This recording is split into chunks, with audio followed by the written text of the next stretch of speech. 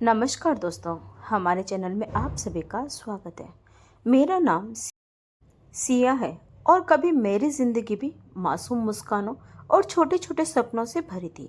बचपन में मैंने भी सोचा था कि मैं बड़ी होकर कुछ अच्छा करूंगी, अपने परिवार को खुशियां दूंगी, लेकिन शायद मेरी किस्मत में कुछ और ही लिखा था। एक ऐसी घटना जिसने मेरी पूरी दुनिया ही बदल दी, एक ऐसा दर्द जिसे मैं चाहकर भी कभी भुला नहीं पाई। उस दिन जो मेरे साथ हुआ उसने मेरे बचपन को मुझसे हमेशा के लिए छीन लिया। आज भी जब मैं उस पल को याद करती हूँ तो दिल कांप उठता है। मैं सिर्फ 7 साल की एक नन्ही सी बच्ची थी, फिर भी किसी को मुझ पर जरा भी रहम नहीं आया।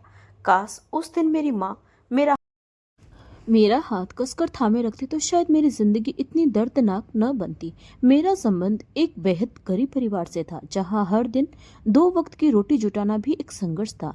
हम 5 भाई बहन थे। मेरी बड़ी बहन आरती, बड़ा भाई रोहन और मुझसे छोटे 2 भाई बहन थे। मेरे पिता रामलाल एक छोटी सी दुकान पर काम करते थे और माँ कमला दूसरों के घरों में काम करके किसी तरह घर चलाती थी। उस छोटी उम्र में मेरी यादें भले ही धुंधली हैं, लेकिन इतना जरूर याद है कि कई बार हमें एक एक या आधी आधी रोटी में ही गुजारा करना पड़ता था। स्कूल जाना हमारे लिए एक सपना था और बाहर की चीजें खाना तो जैसे किसी अमीरी की निशानी लगती थी। मुझे आज भी वह दिन याद है जब हमारे गांव में मेला लगा था। हम सब भाई बहन वहां जाने की जिद कर रहे थे, लेकिन पिताजी ने सख्ती से मना कर दिया था। फिर भी माँ का दिल पिघल गया और वह हमें अपने साथ मेले में ले गई। शायद वही फैसला मेरी जिंदगी का सबसे बड़ा मोड़ बन गया था। मेले की भीड़, शोर और रंग बिरंगी रौनक के बीच मेरा मन घबरा रहा था। मैंने अपनी बहन आरती का हाथ कसकर पकड़ रखा था। झूले और मिठाइयों को देखकर हमारा मन ललचा रहा था, लेकिन जेब खाली थे। आरती झूला झूलने की जिद कर रही थी और मैंने मासूमियत से कहा, माँ मुझे रबड़ी खानी है। माँ ने गुस्से में कहा, मेरे पास पैसे नहीं है, बस मेला दिखाने लाई हूँ, जल्दी चलो घर। तभी अचानक मेले में भगदड़ मच गई। माँ घबराकर हमें एक तरफ ले आई और बोली, जल्दी चलो, यहाँ फंस जाएंगे। वह आगे आगे चलने लगी, लेकिन तभी मेरा पैर किसी चीज में अटक गया और मैं गिर गई। मेरा हाथ आरती के हाथ से छूट गया और किसी ने पीछे मुड़कर नहीं देखा। मैं रोती रही, चिल्लाती रही, माँ माँ, लेकिन मेरी आवाज उस शोर में कहीं खो गई। धीरे धीरे सब मेरी नजरों से ओझल हो गया और मैं भीड़ में अकेली रह गई। मैंने बहुत कोशिश की कि उन्हें ढूंढने की, लेकिन कहीं कोई अपना नजर नहीं आया। डर और घबराहट से मैं जोर जोर से रोने लगी। तभी कुछ देर बाद एक औरत मेरे पास आई और बोली, बेटी क्यों रो रही हो? मैंने सिसकते हुए कहा, मेरी माँ खो गई है। वह मुस्कुराकर बोली, डरो मत, मैं तुम्हें तुम्हारी माँ के पास ले चलती हूँ। यह सुनकर मैंने रोना बंद कर दिया और बिना कुछ सोचे समझे उसके साथ चल पड़ी, क्योंकि उस मासूम उम्र में मुझे क्या पता था कि मैं अपनी माँ को नहीं, बल्कि अपनी जिंदगी के सबसे डरावने अंधेरे की ओर बढ़ रही हूँ। उनके साथ चल पड़ी। वह औरत मुझे गाड़ी में बिठाकर अपने घर ले गई और कहने लगी कि अभी तो रात हो चुकी है, मैं सुबह तुम्हें तुम्हारी माँ के पास ले जाऊंगी। फिर उसने मुझे खाना दिया और दूध का गिलास भी। मैं खुश हो गई और खाना खाकर दूध पीकर वहीं लेटकर सो गई। जब सुबह हुई तो उसने मुझे अच्छा सा नाश्ता भी करवाया और कहने लगी कि ये कपड़े पहनकर तैयार हो जाओ, फिर हम चलते हैं। नए कपड़े देखकर मेरा दिल ललचा गया, तो मैंने जल्दी से कपड़े बदल लिए। उसके बाद मैंने उस औरत से कहा, आंटी चलो मुझे माँ के पास ले चलो। तो वह कहने लगी, मैंने तुम्हारी माँ को ढूंढने की बहुत कोशिश की, लेकिन वह मुझे कहीं नहीं मिली। इसीलिए जब तक तुम्हारी माँ की कोई खबर नहीं मिलती, तुम मेरे पास ही रह लो। यह सुनकर मैं चुप हो गई और मेरी आंखों में आंसू बहने लगे। वह कहने लगी, मैं तुम्हें अपनी बेटी बनाकर रखूंगी, तुम्हें किसी चीज की कोई कमी महसूस नहीं होने दूंगी। जब तुम्हारी माँ मिल जाएगी तो तुम उनके पास चली जाना। उन्होंने मुझसे मेरा नाम पूछा और मुझे खेलने के लिए खिलौने भी दिए। इस तरह मैं आंटी के पास ही रहने लगी। मुझे वहाँ कुछ ही दिन हुए थे कि एक दिन एक अंकल और आंटी वहाँ आए और मुझे अपने साथ ले गए। उन्होंने कहा, हम तुम्हारी माँ से मिले थे, मगर तुम्हारी माँ ने तुम्हें रखने से मना कर दिया है। वह कहती है कि मेरे पास पहले से ही बहुत बच्चे हैं, मैं सिया का बोझ नहीं उठा सकती, इसीलिए अब तुम हमारे साथ ही रहोगी। मैं बहुत छोटी थी, मुझे इन बातों की समझ नहीं थी, इसीलिए मैं रोने लगी तो अंकल ने मुझे डांटकर चुप करा दिया। अब मैं उनके साथ उनके घर चली गई। उनका घर भी किसी गांव में हमारे घर जैसा ही था, लेकिन उनके घर में कोई बच्चे नहीं थे। मैं अकेली थी, इसीलिए मुझे भर पेट खाना तो मिलता था, लेकिन प्यार नहीं मिलता था। पहले पहल मुझे माँ पापा और बहन भाइयों की बहुत याद आती थी, लेकिन धीरे धीरे मैं उन्हें भूलने लगी और नए माँ पापा के पास ही मेरा मन लगने लगा। मेरे पिता शहर से कपड़े लाकर गांव की दुकान पर बेचते थे और माँ घर में ही कपड़े बेचा करती थी। गांव की बहुत सी औरतें कपड़े लेने हमारे घर आती थी। माँ उनसे कहती थी कि यह सिया है, हमारी बेटी है, हमने इसे अनाथ आश्रम से गोद लिया है। यह सुनकर सब औरतें माँ की तारीफ करती और मैं हैरान हो जाती, क्योंकि मुझे तो किसी अनाथ आश्रम से नहीं लाया गया था, बल्कि मैं तो मेले में गुम हो गई थी।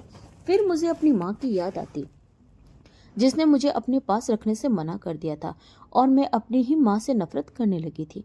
मेरे नए माँ पापा ने मेरा स्कूल में दाखिला करवा दिया था।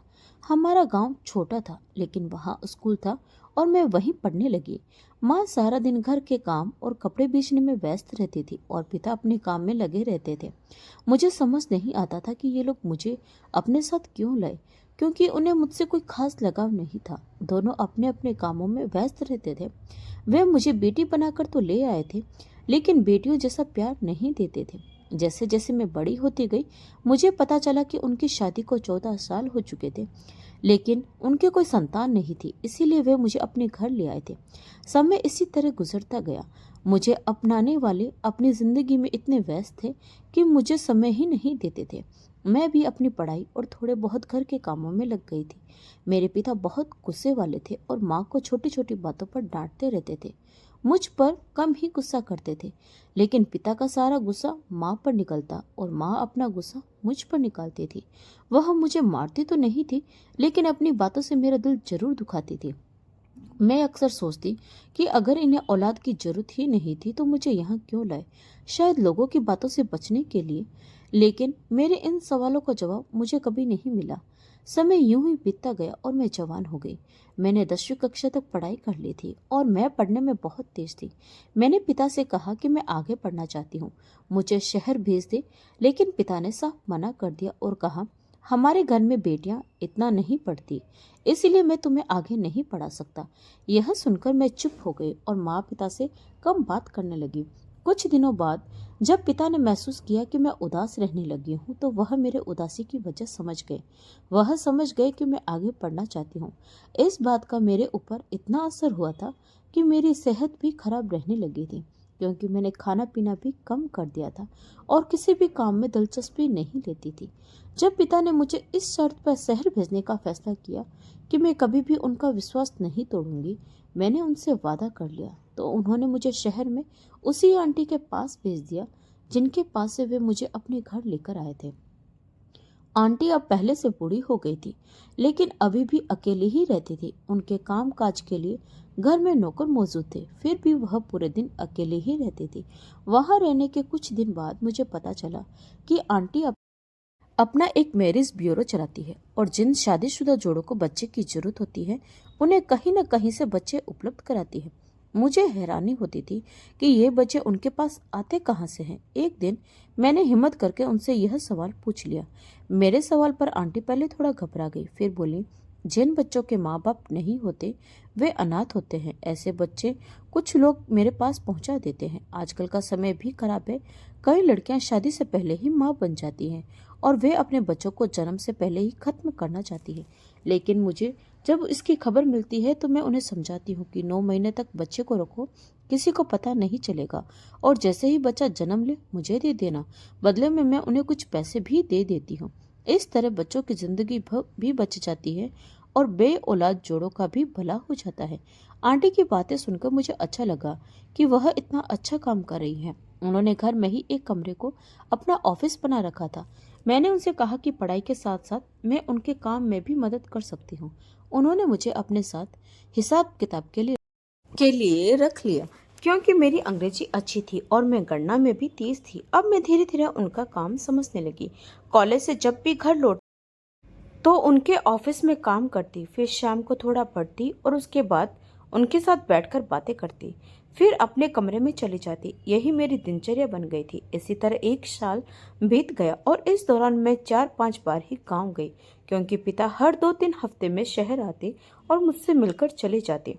वह हर महीने कुछ पैसे भी देते थे, लेकिन अब आंटी भी मुझे काम के पैसे देने लगी थी, इसीलिए मैंने पिता से पैसे लेना बंद कर दिया। उन्होंने कहा कि वह मेरे लिए पैसे जमा करेंगे जो आगे मेरे भविष्य में काम आएंगे।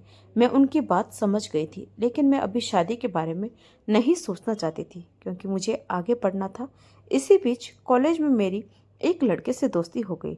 नोट्स के सिलसिले में हमारी बातचीत शुरू हुई, जो धीरे धीरे दोस्ती में बदल गई। हम एक ही कक्षा में पढ़ते थे, इसीलिए रोज मिलना होता था और फिर यह दोस्ती धीरे धीरे प्यार में बदल गई। उस लड़के का नाम रवि था। रवि एक अमीर परिवार से था। जब उसने अपने बारे में सब कुछ बताया तो मुझे समझ नहीं आ रहा था कि उसके घर वाले मुझ जैसी गरीब लड़की को कैसे अपनाएंगे। रवि ने मुझे समझाया कि उसके माता पिता पुराने विचारों वाले नहीं हैं और उन्हें मेरे अतीत या गरीबी से कोई फर्क नहीं पड़ता था, क्योंकि मैं एक समझदार और अच्छी लड़की हूँ। उसकी बातों ने मुझे थोड़ी तसल्ली हो गई, लेकिन दिल में डर अभी भी बना हुआ था। मुझे उसके घर वालों से डर लगता था, जबकि मुझे यह नहीं पता था कि असल परेशानी तो मेरे अपने घर में आने वाली है। मैं अक्सर रात को भी रवि से फोन पर बात करती थी, जिससे आंटी को मुझ पर शक होने लगा था। एक दिन उन्होंने मुझसे पूछ ही लिया, तुम रात को किससे बात करती हो? कहीं कोई लड़का तो नहीं है तुम्हारी जिंदगी में? मैंने उनसे कहा वह मेरा क्लास फेलो है और वह बहुत अच्छा लड़का है। हम एक दूसरे को पसंद करते हैं। यह सुनकर आंटी मुस्कुराने लगी और कहने लगी, ख्याल रखना, तुम जिस घर की बेटी हो वहाँ के लोग शायद तुम्हें इन बातों की अनुमति न दे। मैंने आंटी से कहा कि रवि मुझसे शादी करना चाहता है। आंटी बोली, देखते हैं, जो होगा तुम्हारे सामने ही आ जाएगा। इसके बाद उन्होंने मुझसे इस बारे में दोबारा कोई बात नहीं की। मुझे उनके पास रहते हुए लगभग 3 साल होने वाले थे और कुछ ही दिनों में मेरे पेपर भी शुरू होने वाले थे। इसीलिए मैंने इन सब बातों को सोचना छोड़ दिया और पढ़ाई में लग गई। जिस दिन मेरा आखिरी पेपर था, मैं पेपर देकर घर लौटी तो आंटी किसी से फोन पर बात कर रही थी। उनकी बातें सुनकर मेरे कान खड़े हो गए, क्योंकि वह कह रही थी कि सिया को जिस गांव के मेले से लाया था, वहां उनकी एक रिश्तेदार रहती है जो सिया के असली माँ बाप को जानती है। यह सुनकर मैं चुपचाप वहीं खड़ी हो गई, क्योंकि मैं आगे भी बात सुनना चाहती थी, लेकिन जो मैंने सुना उससे मेरे होश उड़ गए। आंटी कह रही थी, सिया को मैंने अपने जानने वाले एक बेऔलाद जोड़ों को बेच दिया था, लेकिन उन्होंने अब तक मुझे पूरे पैसे नहीं दिए। अब यह जवान हो चुकी है और मेरे पास ही काम करती है। सोच रही हूँ कि यह बहुत खूबसूरत है और क्यों ना इसे कहीं और बेच दूँ, जहाँ से मुझे ज़्यादा अच्छा फायदा मिल सके। यह सुनते ही मैं उनके सामने चली गई। मुझे देखकर वह चौंक गई और तुरंत फोन रख दिया। मैं खामोशी से उनकी ओर देखती रही। वह बोली, अगर तुमने मेरी बातें सुन ली है तो यह भी सुन लो, जो मैं कह रही थी सब सच है।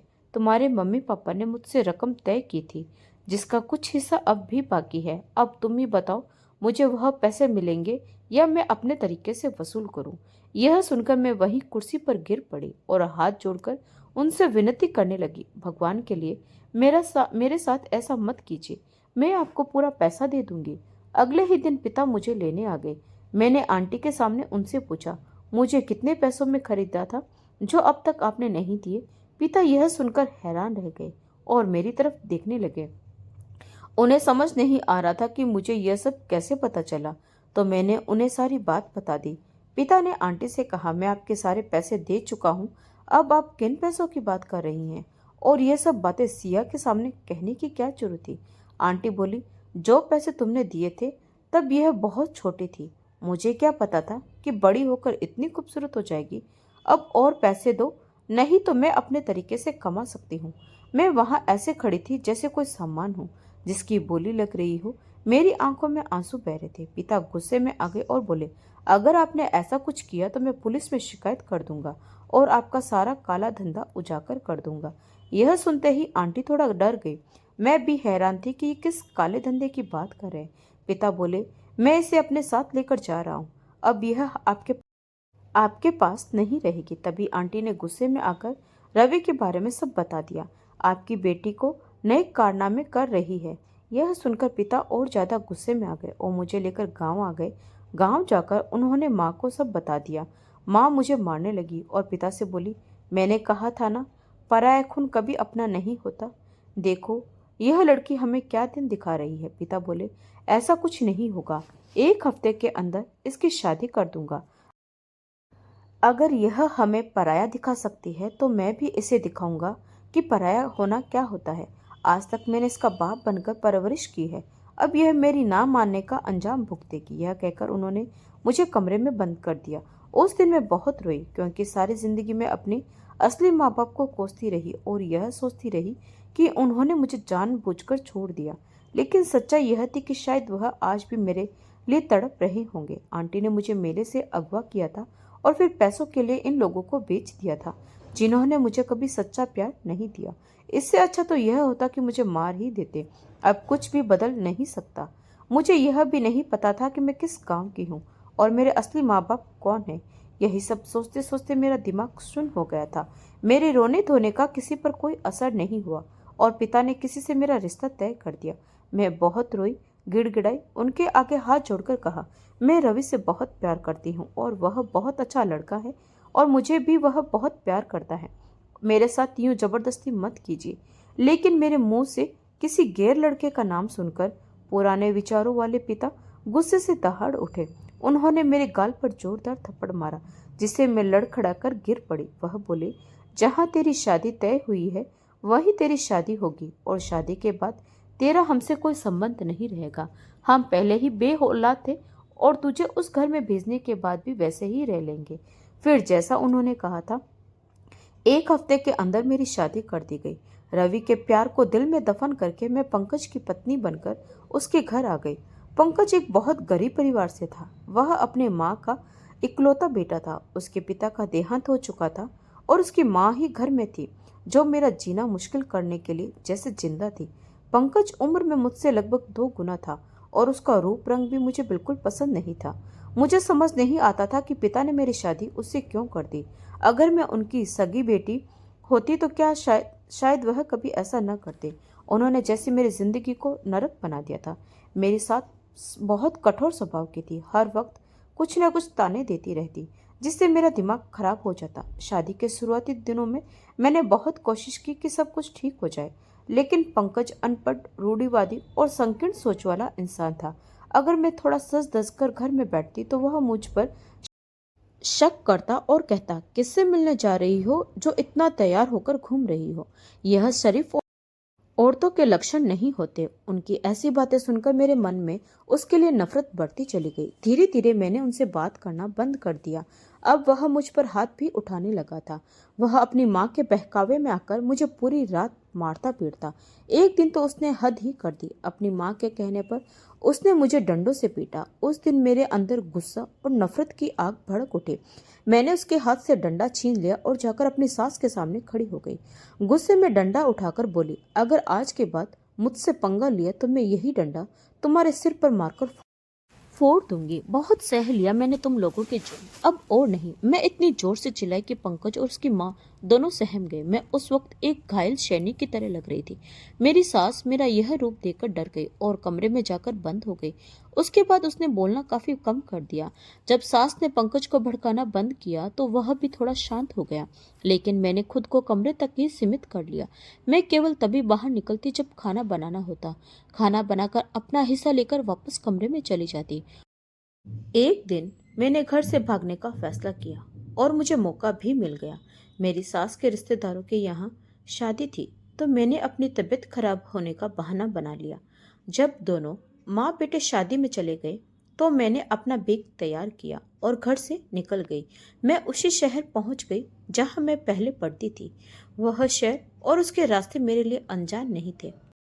मैं सीधे अपनी एक दोस्त के घर गई। उसने मुझे अपने घर में जगह दी और कहा कि वह मेरी नौकरी ढूंढने में मदद करेगी।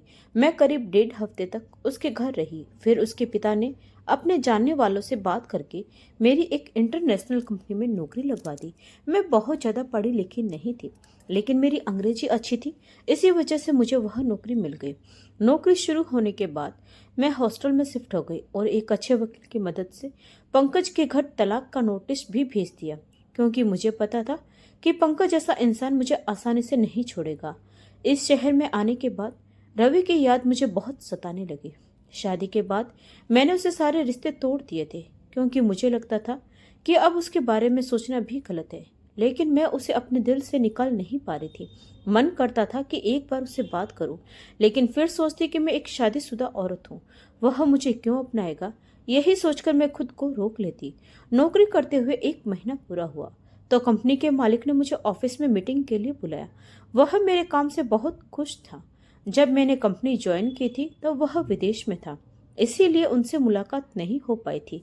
मेरे साथ काम करने वाले लोग बताते थे कि कंपनी नई है और उसका मालिक एक युवा लड़का है जो बहुत मेहनती और अच्छे दिल का इंसान है। यह भी सुनने में आया था कि वह पहले बहुत गरीब परिवार से था और अपनी मेहनत के दम पर इस मुकाम तक पहुंचा है। बिना मिले ही मैं अपने बॉस से प्रभावित हो गई और फिर उस दिन मैं बहुत खुश थी क्योंकि मैं पहली बार अपने बॉस से मिलने जा रही थी। जब मैं उनके कैबिन में गई तो मैं हैरान रह गई क्योंकि वह एकदम युवा लड़का था। उससे मिलकर मुझे खुशी हुई कि हमारे नौजवान आज भी अपने भविष्य को लेकर इतने गंभीर और समझदार हैं। बॉस से मेरी पहली मुलाकात बहुत अच्छी रही। उन्होंने मेरे काम की बहुत तारीफ की और मेरी सैलरी में भी बढ़ोतरी कर दी। मैं उस दिन खुशी खुशी हॉस्टल लौट आई जहाँ मेरा नाम आए हुए तलाक के कागज मुझे मिल गए। मैंने भगवान का धन्यवाद किया कि पंकज जैसे इंसान से मेरी मुक्ति हो गई थी। अब मैं आजाद थी और अपनी जिंदगी के फैसले खुद ले सकती थी। मैंने न तो अपने माता पिता से कोई संपर्क किया और न ही उस आंटी से, क्योंकि मुझे पता था कि वे लोग मेरे साथ सच्चे नहीं थे। अब मैं अपने पैरों पर खड़ी होकर अपने लिए सही रास्ता चुनना चाहती थी। कुछ दिन बाद बॉस ने मुझे फिर से अपने ऑफिस में बुलाया और कुछ नए काम मुझे सौंप दिए। मैंने पूरी लगन से वह काम भी अच्छे तरीके से पूरा किया। वह बहुत खुश हुए और उन्होंने मुझे अपने साथ लंच के लिए कहा। मैं थोड़ा हिचकिचाई तो उन्होंने कहा, मुझे अपना छोटा या बड़ा भाई समझ लो। मुझे खुशी होगी अगर आप मेरे साथ लंच करेंगे। उनकी यह बात सुनकर मेरा दिल भर आ रहा है और मुझे अपने भाई याद आ गया जो सालों पहले मुझसे बिछड़ गए थे। मैं उनके साथ लंच पर चली गई। उस दौरान उन्होंने मुझसे मेरे बारे में पूछा तो मैंने उन्हें अपने बारे में थोड़ा बहुत बता दिया। वह बोले, पता नहीं क्यों आपसे मुझे एक अपनापन महसूस होता है। अगर आप बुरा ना माने तो क्या मैं आपको दीदी कह सकता हूँ। मैंने मुस्कुराकर उन्हें अनुमति दे दी। उन्होंने मेरा नंबर भी ले लिया और कहा कि जब भी जरूरत हो बेझिझक कॉल करना। उस दिन के बाद कभी कभी हमारी फोन पर बात होने लगी।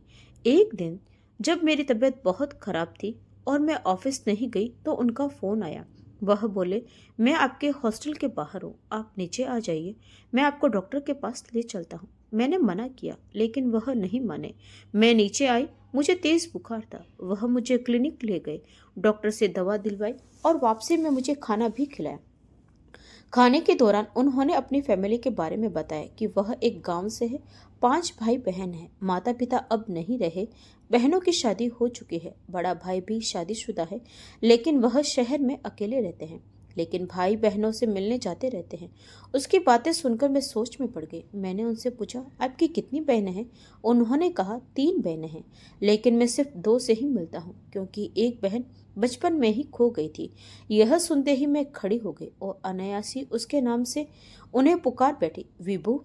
दरअसल उसका नाम वैभव था लेकिन हम सब उन्हें विभू कहते थे। जैसे ही मैंने यह नाम लिया वह भी खड़े हो गए और बोले, क्या आप मेरी खोई हुई बहन सिया दीदी हैं।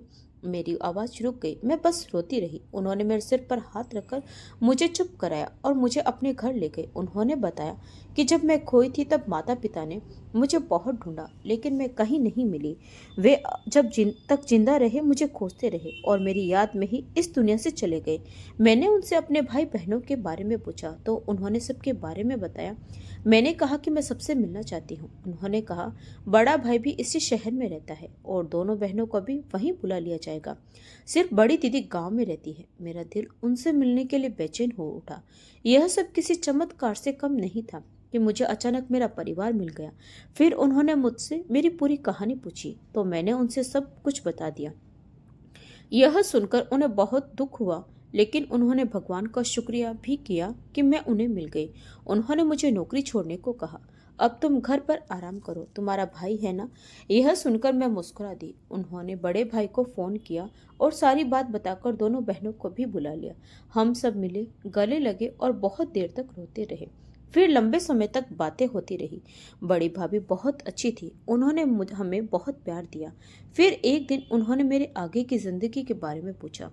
मैं आगे क्या करना चाहती हूँ, यह सवाल सबके मन में था, क्योंकि वह चाहते थे कि मैं शादी करके सेटल हो जाऊं। तभी मेरे मन में फिर से रवि का ख्याल आया। मैंने वैभव से कहा कि मैं एक बार रवि से मिलना चाहती हूँ। पता नहीं क्यों मेरे दिल में एक उम्मीद थी कि शायद रवि अब भी मुझसे प्यार करता होगा। इसी उम्मीद के सहारे मैं उससे मिलने चली गई। अब वह अपने पिता का बिजनेस संभाल रहा था। मेरे पास उसका नंबर था।